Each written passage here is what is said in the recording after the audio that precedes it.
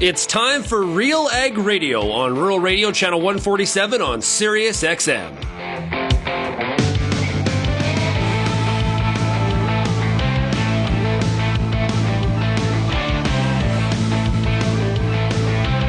RealAg Radio and RealAgriculture.com is your home for insight and analysis of the issues that are impacting your farm business. Let's get real and get connected with RealAg Radio.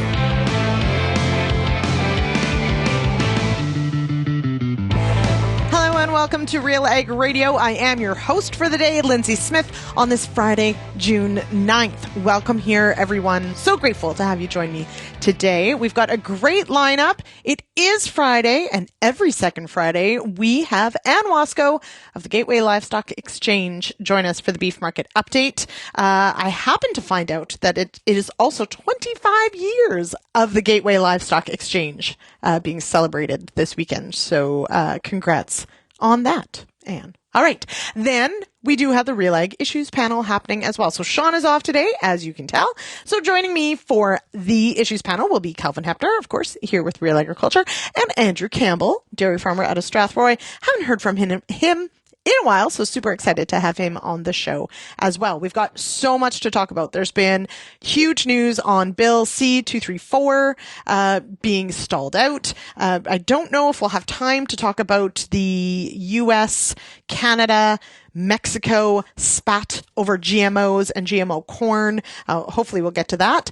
But we are going to talk about, for sure, we're going to talk about inflation. We're going to talk about interest rates. We're going to talk about the cost of living and the cost of groceries. Oh my gosh. That is actually going to tie in with our poll that's on RealAgriculture.com. So check that out. Okay. So as always, thank you so much for joining us on the show. If you want to get in touch, you can call that RealAg feedback line 1-855-776-6147. You can find us across social media at Real Agriculture, just about everywhere. We've got a YouTube channel for all of our videos and a lot of our podcasts. You can head over to Facebook. You can head over to Twitter, Instagram, TikTok. We're there. Let us know you listen to the show. If you've got any questions or you got some story ideas or people you'd love to hear on, or you've got some feedback, you disagree with us, that's cool too. Let us know. You can also, of course, email me, lsmith@realagriculture.com. Would love to hear from you. All right. So without further ado, let's get to this Friday show. We're going to take a quick break. And when I come back, I'll be joined by Anne Wasko for the beef market update.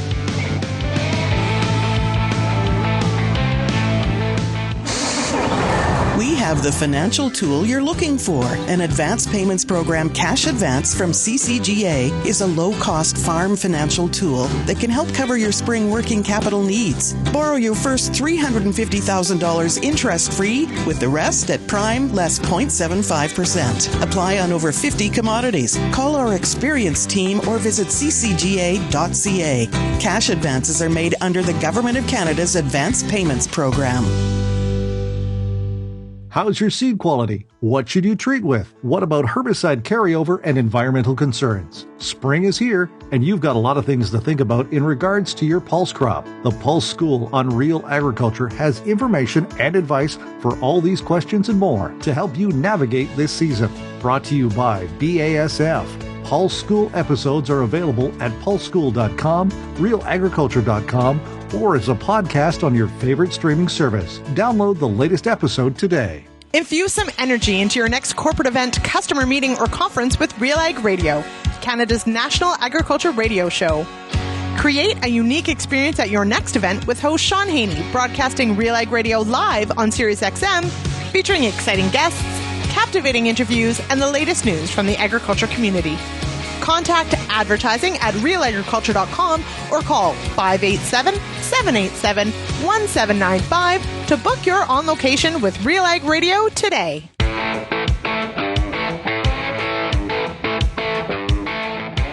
Welcome back to RealAg Radio. I am your host on this Friday, Lyndsey Smith, and joining me now for the beef market update, it is Anne Wasko with the Gateway Livestock Exchange.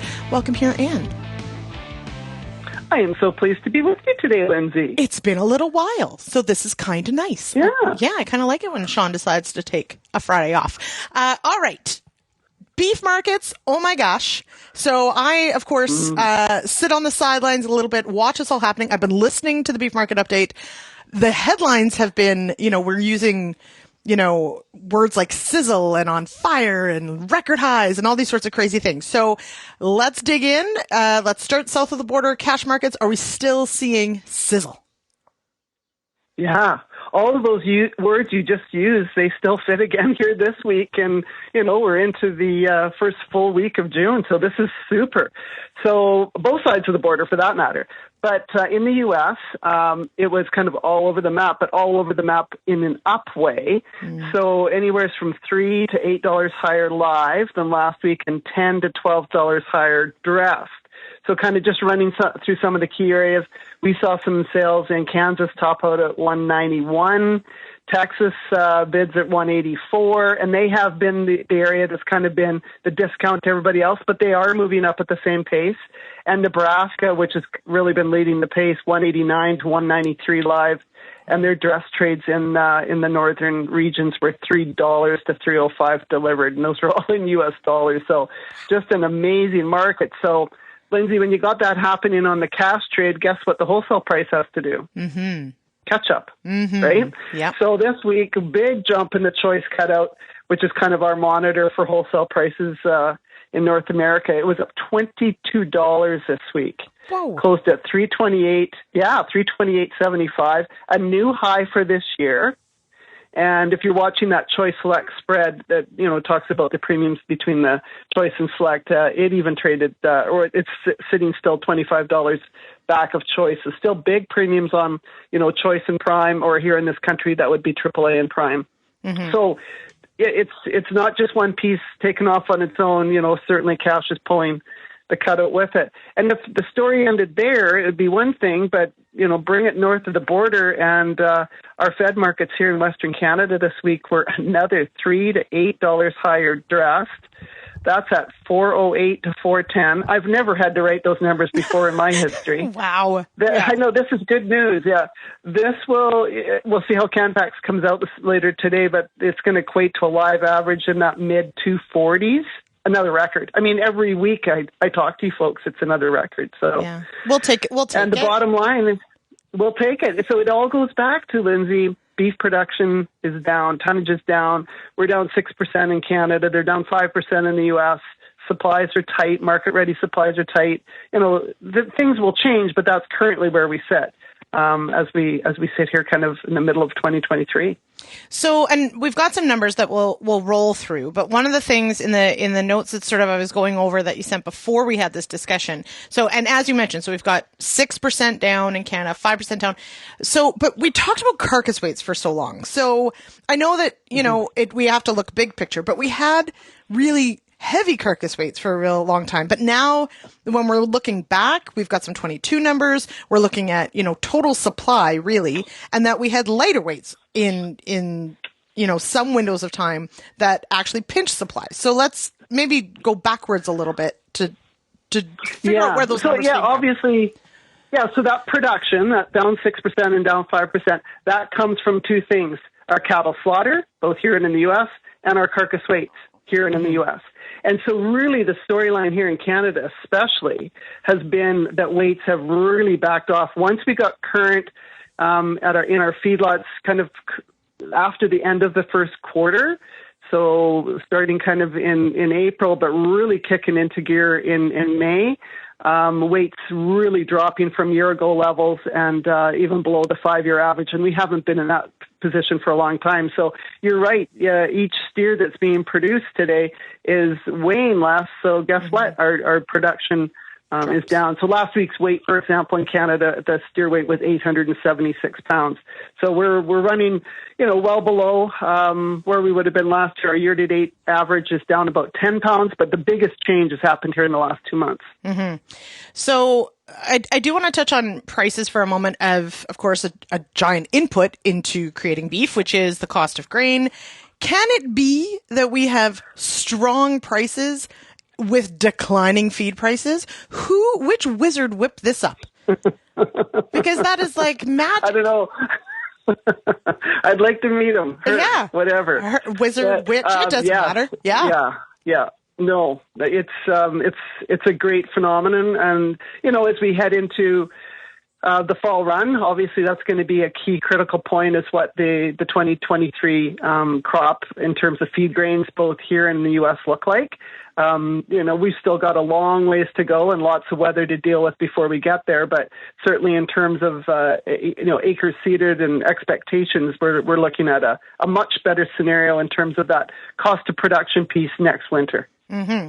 And we have seen a bit of rain in some areas, but certainly would love to see some more green grass. So we'll still wait on that one as that factor of the market. Okay, I do want to dig in a little bit into StatsCan data. So one of the things we've certainly been talking about this week are grocery bills, and this is, a huge concern. And the retail price of beef, of course, factors into so many decisions at the butcher counter. And we've got some data from, we've got April data, or is it the 2022 data?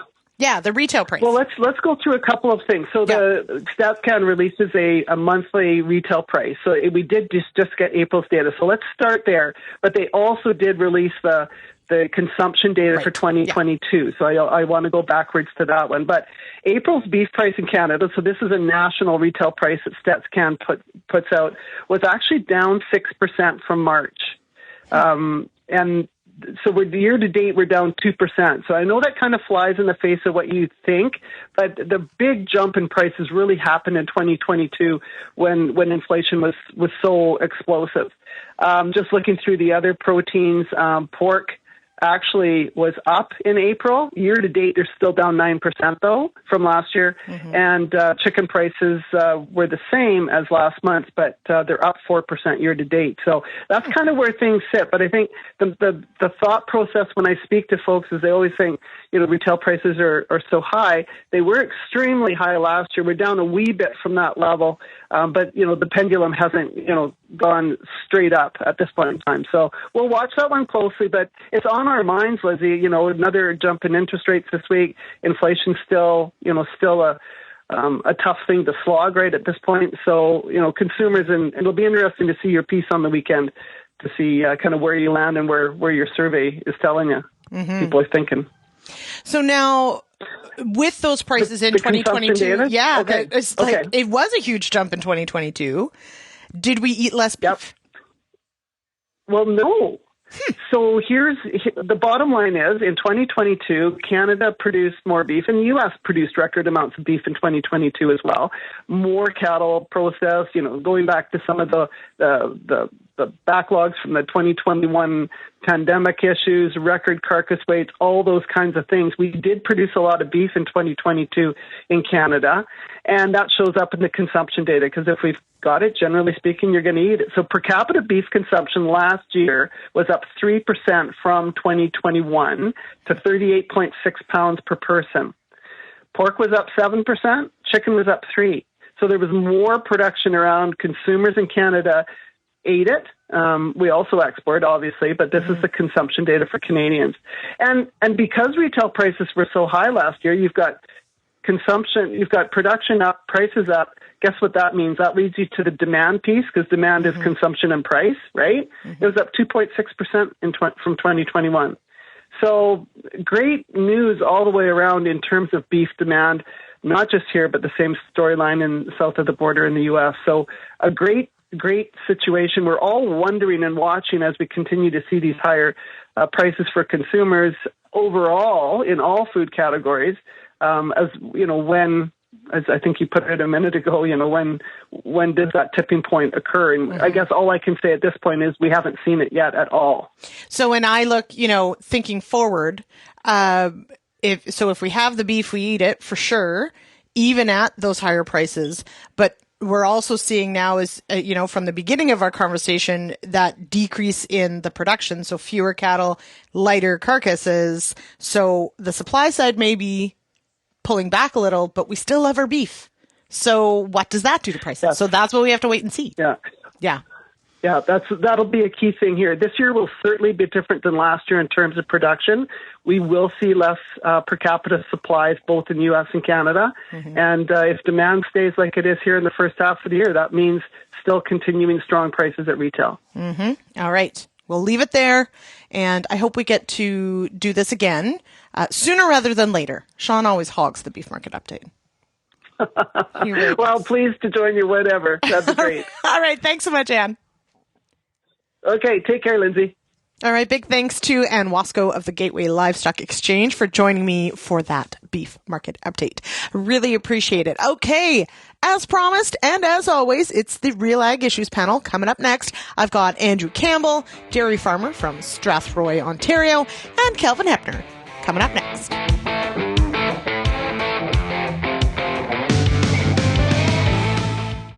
Did you know that Pioneer now has a full lineup of Enlist E3 soybeans? Take a look at Pioneer brand Enlist E3 soybeans for the highest yield potential and for the best agronomic package and herbicide trait options. From the lab to the field, Pioneer brand Enlist E3 soybeans are the best in beans, period. Ask your local Pioneer representative about Enlist E3 beans.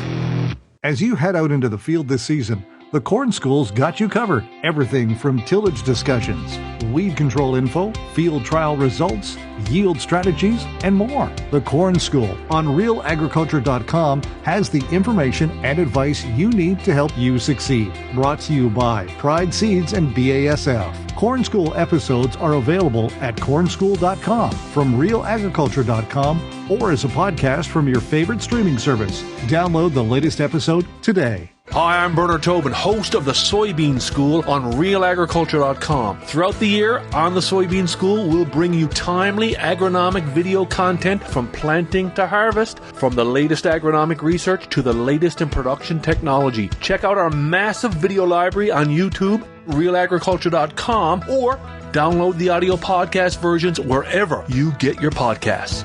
The Soybean School is brought to you by Pride Seeds, BASF, and Syngenta Canada.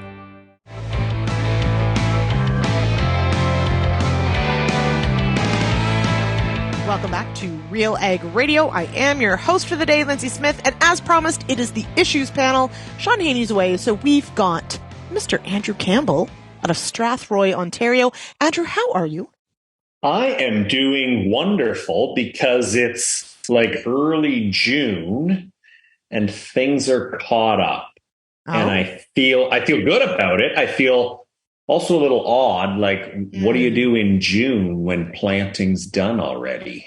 And is first cut done?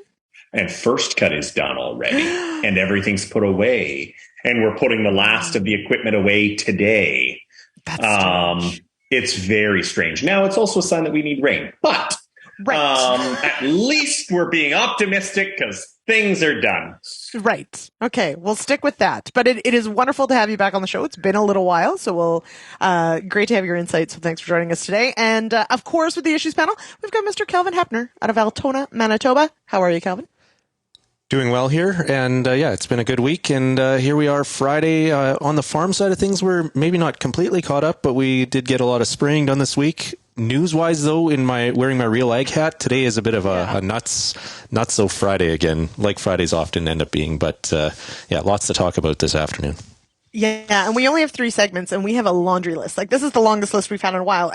And last week, we sort of lamented that, it was pretty quiet last week. So, I guess be careful what you wish for, because here we are with a huge list. Okay, so let's start with, because there are several things that basically all came to a head this morning, and so we've got lots of news rolling out. But let's start with, we have heard rumblings, Kelvin, that Bill C-234, so that's the one that would remove the carbon tax from fuel used for heating barns, drying grain, that sort of stuff, is stalled. What's going on? Yeah, there was some expectation that it would move ahead in the Senate this week, as it's at the second reading stage. It needs to be sent to the Senate Ag Committee to be reviewed before going back to the Senate, where it could then go for royal assent and potentially be passed before the end of the month here and before senators all head home for summer. That is the goal that we have heard from farm groups and also from Senator Rob Black, for example, that he was optimistic when he spoke to Bern Tobin a couple of weeks ago that it could be passed before the end of June and take effect in the short term here.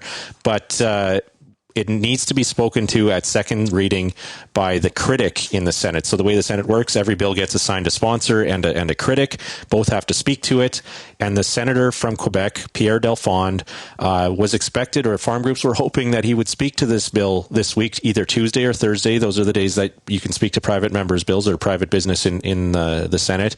And he did not speak to it this week, even though that was the hope or the expectation. And so this is leaving increasingly short runway for this bill to go through the committee stage and be passed before the summer break. And then the context behind that, or in an even bigger picture, there's some concern that the way things are going with the federal government, that prorogation or a throne speech type of thing could happen in fall, and that could potentially delay this further. And so there's a major effort underway today and over the weekend into early next week to have this senator, the critic in the Senate from Quebec, speak to the bill and clear the path for it to get to the committee stage and help it move forward before we get too late into the month of June and senators looking to head home for summer break. What an interesting turn of events. I had no idea that a senator could basically do such things and basically decide not to speak to it. Well, and we haven't heard any public comments from him. He is a Trudeau-appointed senator. He's a member of the Progressive Senate group, and he's a senator from Quebec, where the federal carbon tax doesn't apply. And so that's the issue that we have with the Senate, where he doesn't really have a constituency that this matters to in terms of Quebec farmers and the way the Senate is structured. So that's where there is a pressure right now being applied in terms of farm group leaders contacting his office, and there's an effort underway right now to appeal to him and have him just speak to it, and then the committee can do the review and actually look through all the pros and cons of this policy. And so that's happening right now. So now, Andrew, do you think, because of course this is somewhat contentious in that we are talking about, the price on pollution, and, and certainly we've heard from our ag minister that this is a mechanism that she believes in. But do you think Andrew, you're here in Ontario. I'm not sure what your skies look like today, but this week we were inundated with smoke from wildfires happening in Quebec and to the north, and that all sort of made its way down. Do you think that, now is maybe a uncomfortable time to be having a discussion about not charging the carbon tax on certain fuels? Well, but I think the challenge with this discussion, and it's been right from the beginning, in my view anyway, is when you look at what this carbon tax is being charged on, it's not like we replace it with a dryer that doesn't use, natural gas. So all of a sudden, it's not like there is a better carbon-free way to do this, which really is the whole argument to begin with on this. So that's where it makes sense to move this forward and pick away at a couple of the items, just like diesel was on farm equipment. Pick away at a few of these things to make sure that farmers remain competitive with their global counterparts, but two, when there isn't an alternative, how can we just increase the costs that way? It's great reporting, Kelvin. Thanks for all the work on this, because it isn't something that I was aware of before today. So to be able to know that this is an issue and hopefully put some pressure on this Senate in general, not even just, a single senator, but the Senate in general, to say, look, the timeline is the end of June. If there's a prorogation and we have to do this all over again as farm groups, oh my goodness, I thought we'd won. I felt the wind when it went through Parliament. Right. And so, Andrew, to that point of this sort of dropping off the radar, it sort of felt like a done deal, right? I thought so. Yeah, that it was just like away we go. So it's sort of interesting, right? In that, yes, the Senate is supposed to be the sober second thought, and it's not just supposed to be a rubber stamp, but we sort of get used to, I think, Kelvin, the Senate being a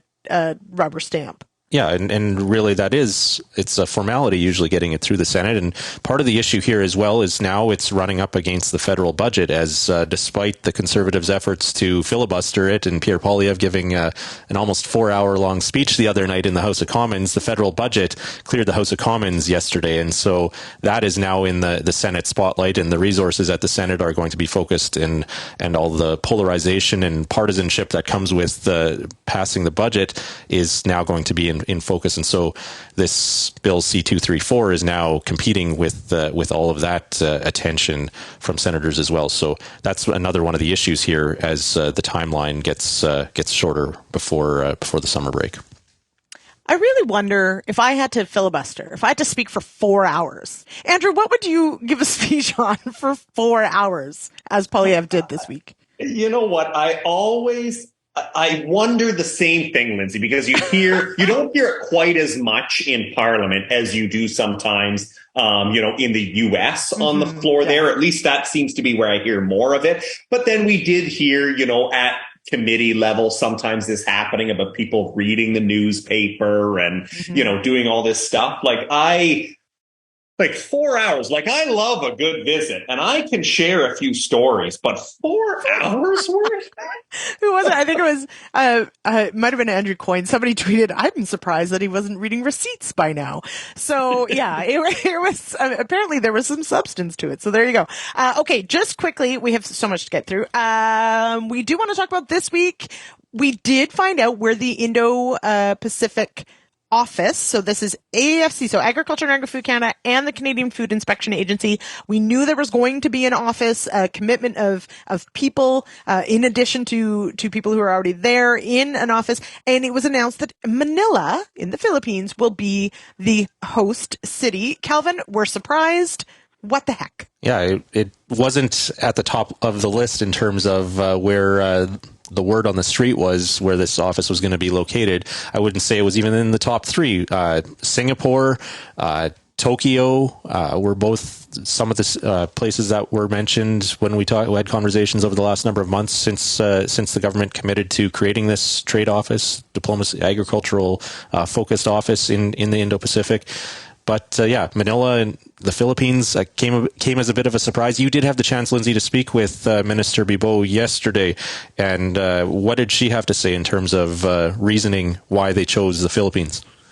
So, perhaps not surprisingly, but maybe somewhat of a good news story. There were a few points, but one of them definitely was cost. Singapore and Tokyo both are incredibly expensive cities. And so that was a consideration. And another, of course, is direct flights. So being able to move or to get to Manila, to move around within the region, that was a key factor as well. So, the minister did make time for us yesterday to ask a few questions around that. She did also share that there will be 3 staff members that should be there by this fall, in conjunction with the Indo-Pacific strategy and with this office. There will probably be more added later, and going forward, but, I think she said there's about 25 people in the region already, working in different roles. And so this will be in this office for sure. And that there may be a satellite office that shows up. So that was interesting too.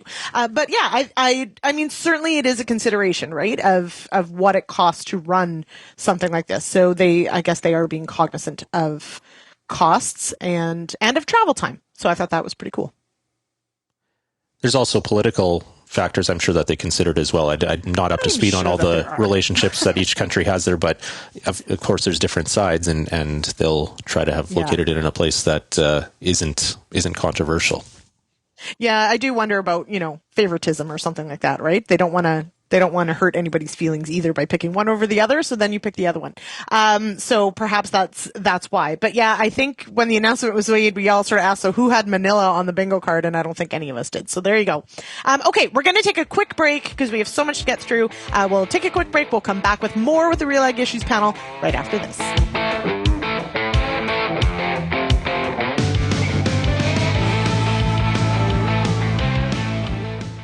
ABJ Agri-Products is North America's exclusive distributor for air bubble jets and easy jets. These sprayer nozzles reduce the number of driftable droplets and at the same time maintain a uniform droplet size, primarily between 300 and 400 micron, ensuring more even dispersion of your chemical products, providing reduced drift and increased plant coverage. Let us help improve your spraying operation by visiting abjagra.com. That's abjagri.com. Whether you're seeding, harvesting, or anything in between, the Wheat School on RealAgriculture.com has you covered. Timely agronomic information from industry experts available online anytime. Give your wheat crop a good start and a great finish with the Wheat School on RealAgriculture.com. Brought to you by C&M Seeds, Syngenta Canada, and the Alberta Wheat and Barley Commission.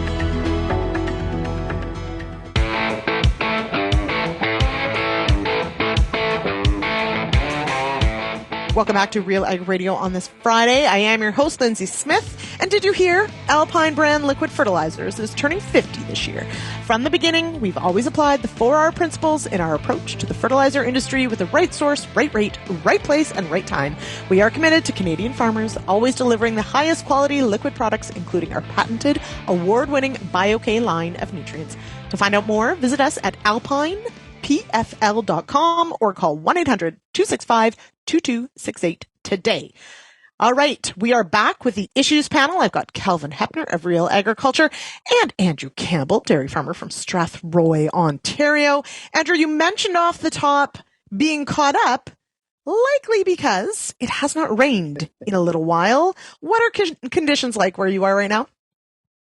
So we're in the southern part of Ontario, west of London, and I mean it's a story kind of our side of the province anyway. Is just how dry it is. Over the last couple of weeks, you hear the stories of that random shower that hit, kind of one farm or the other, but we have not experienced that ourselves. So.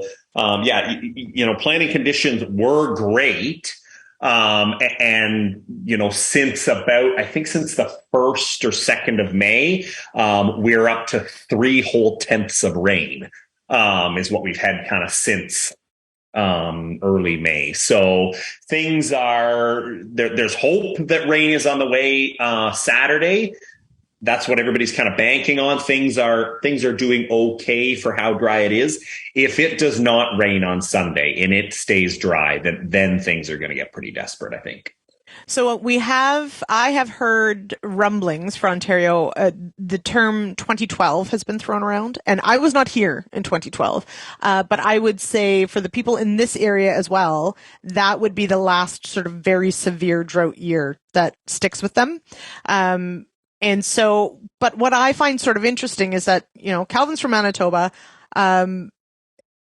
There's points west that are really desperate for moisture. So Ontario is dry, and dry by Ontario standards for sure. But Kelvin, we're seeing, reports out of places in Alberta that they haven't had rain since last June. Yeah, some incredibly dry scenarios and situations unfolding in parts of southern Alberta. Our own Kara Oosterhouse has been on the road this week filming agronomy schools for the website for RealAgriculture.com, and our agronomic shows on Monday. And she's talking about how just desperately dry things are and way too short and things like that.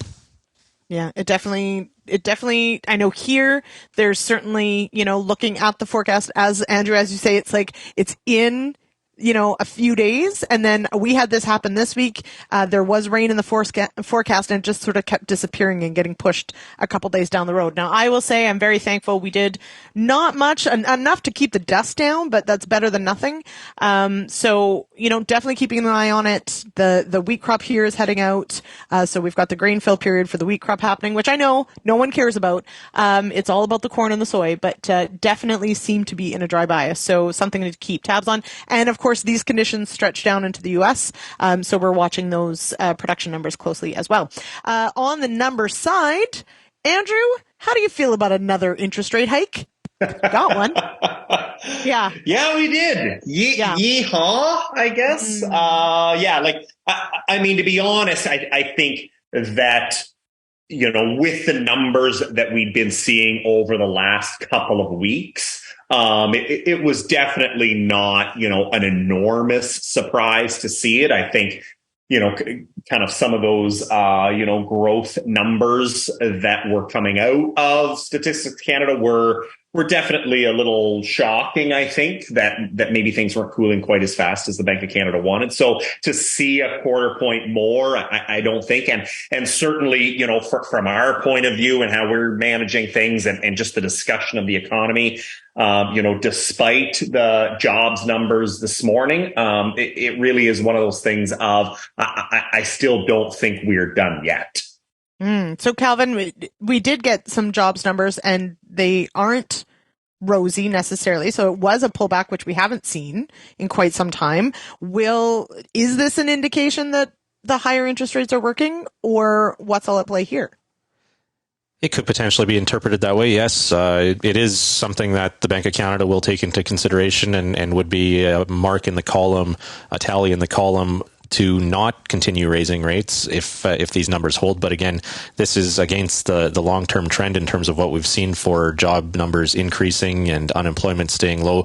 The unemployment rate today reported number rose for the first time in 9 months. So it's potentially the higher rates taking effect, but it could also just be a blip. And of course, these month-to-month job numbers sometimes come from a random number generator is the hypothesis or theory. So we'll see what the trend is in the longer term. But I'd agree with Andrew. I think the sentiment still seems to be that we're not done raising rates and we can expect them to bump them again in July and potentially again before the end of the year. Oh my goodness. Imagine what, even just 18 months ago, what we were looking at. It is pretty remarkable to think about, but not necessarily always in a good way. I had a friend text me and say, hey, another interest rate bump. I guess we'll make more money on all those dollars we have saved in our bank accounts. To which I laughed hysterically, of course, because that's not the reality. I mean, yes, it does mean that there are some pretty decent low-risk investment opportunities, but I think you have to have the extra money to take advantage. And that is part of the issue with, whether politicians like to talk about this or not, but increasing government spending that stimulates inflation, it also leads to increased inequality. It's people that have large savings accounts or have investments, they're the ones who are benefiting from inflation, and it's people that are just getting by and covering their bills, they're the ones who can't benefit, like you say, and they just face increased costs from higher borrowing costs. So it does drive increased inequality, this inflation. Yeah, exactly. It's so complicated, Kelvin. That's why inflation's bad. Oh, I was just going to say, how many times have we said inflation? I don't think we've said it yet. So we'll just mark that down. It took us this long to get into the show before we started talking about inflation. But that is why inflation is bad, everybody. That right there. Okay. One more topic here before we have to go to another break. So what is the Prove It? Is it the Prove It Act, Kelvin, down in the U.S.? Is that what we're calling it? I believe that is the title. It's a piece of legislation that was introduced in the Senate this week. I forget one of the senators is Kramer from North Dakota, I believe, who introduced this legislation, and it's kind of seen as laying the floor or the base work, the foundation for carbon border adjustments or border taxes regarding carbon emissions. So this bill, I believe, is going to, it's meant to kind of begin the work on measuring a baseline of carbon emissions from different industries in the U.S. in manufacturing and so on. And so down the road, this could be used to apply a tax or an adjustment at the border when you're importing steel or fertilizer, for example, into the U.S. That's where the U.S. could potentially try to address some of the leakage or the lack of competitiveness that comes with trying to reduce emissions when you're competing with countries that aren't putting any effort into reducing carbon emissions. So, Andrew, what do you think? Is this, if the U.S. is going to go with a carbon border adjustment, is it a foregone conclusion that Canada has one? And would we fare well? I guess my question is, what if our numbers, what if the import is better than ours? Do we discount it? Anyway, Andrew, what do you think? Is Canada next in line for a carbon border adjustment? Well, my feeling on this has been for a long time that we need to be leading this. If we're going to lead the way in carbon pricing and putting a price on it, then why have we not been leading the way in trying to get rid of, as Kelvin said, some of that bleeding of some of those cheap imports that aren't paying that? Like, you cannot have one without the other, in my opinion. So I think it's great news for those in the US to have that. Even if the carbon pricing isn't as strong everywhere across the United States, it's coming. My question is, why are we waiting here in Canada? Why are we not already going through this process? And if they're going through the process, why are we not working with them so that maybe the system is the same? Like, why are we sitting back, Lyndsey? Why? And wait a minute. Like, coordinating systems, Andrew, you're speaking out of turn. That's ridiculous. But it does. So, interesting conversation. So I hosted Tuesday's show, and I had Omid McDonald, who's the founder of Dairy Distillery here in Almont, and just 20 minutes from my place. And he is partnering, or Dairy Distillery is partnering with the Michigan milk producers to build an ethanol plant that's going to make ethanol from milk permeate. And I asked him flat out, why Michigan? Like, why in the US? Why not here? And he said, honestly, it's because of the Inflation Reduction Act and the support and the money and the funds that the US has for projects like this. So, like, the US, Kelvin, doesn't have a quote unquote price on pollution, but they've got the IRA, I have a hard time calling it the IRA because that to me means something totally different. So the IRA, the Inflation Reduction Act, which really is a climate act. So it surprises me that they're moving forward with this when they don't have a cut and dried price on pollution like we do.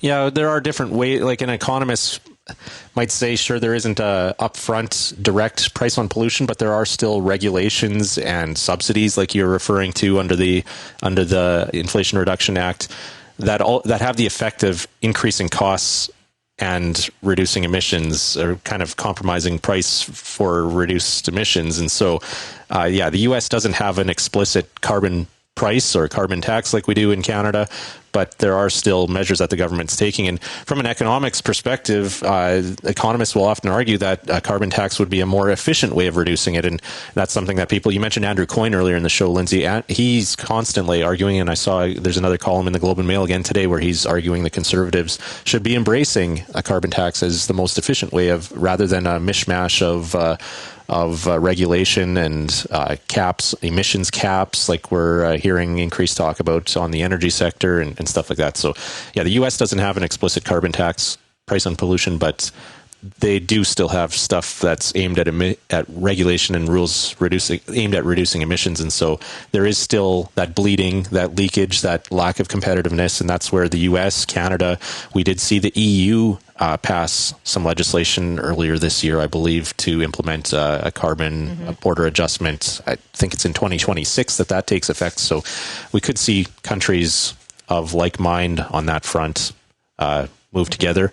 It's just an issue of how do you maintain competitiveness, and also this is all inflationary as well. This leads to higher costs if we're not importing cheap stuff from places that have cheaper standards. It's going to lead to increased costs for consumers. So politicians have to navigate that as well.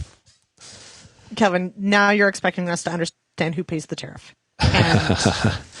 And if we've learned anything, actually, you know what? No. In fairness, Ontario's a great example. We finally understand who pays the tariff because Ontario farmers pay it on fertilizer from Russia. So there you go. Okay, we got to take a quick break. We'll be back with the Issues Panel. We're going to talk about the increasing cost of living and especially groceries right after this.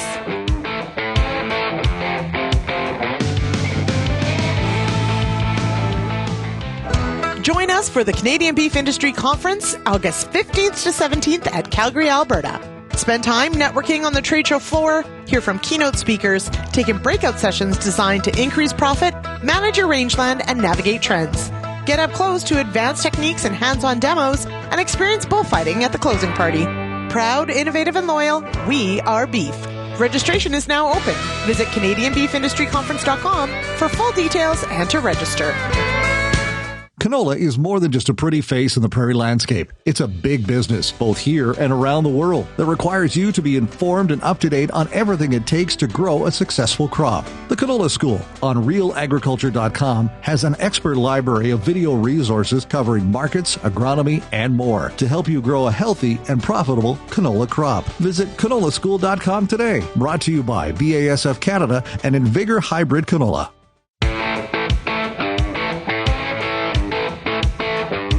Welcome back to this Friday edition of RealAg Radio. I am your host, Lyndsey Smith, and this segment is brought to you by Granubor from US Borax.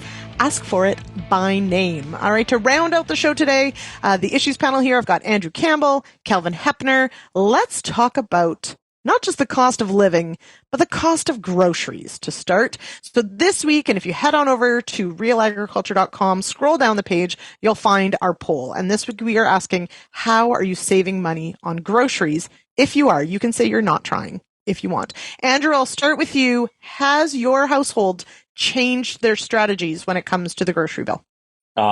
We have, like, to be fair, I'm very Scottish, so I never really turned down a good deal anyway. Right. Is kind of the habit, but yeah, like, I mean, you know, the one big thing that we probably have tried to do more than before, is on the food waste side, actually, just because, like, I always hated, you know, kind of cleaning the fridge and throwing that rotten stuff out. But when groceries are worth this much, does it ever hurt more? So that would definitely be one thing that we're trying to do more often. And then I absolutely hate the crowds of Costco, but you cannot turn down, even though it's an entire flat of things usually.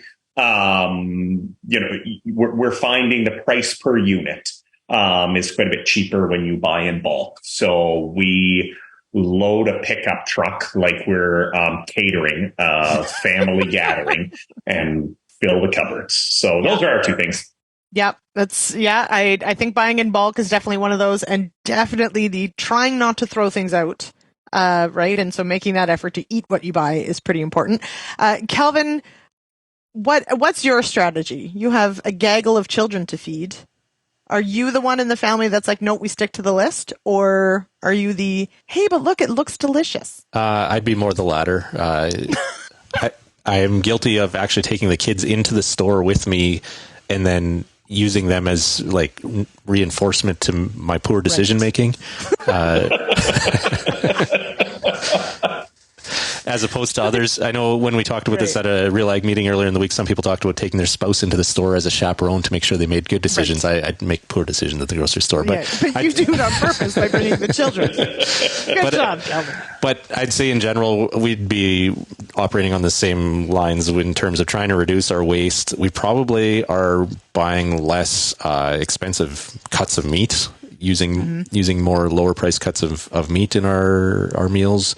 And we have intentionally tried to eat more of the stuff that we have on our own farm here, having chickens and eggs available, cull eggs supply, eating more eggs and stuff like that. So yeah, there's in many ways, like you said, our kids are at the age where they're eating more, and everybody knows as you approach the teenage years, your grocery bill goes up. So we're in that stage of life right now. So trying to find ways, but you can only do so much. How about you, Lyndsey?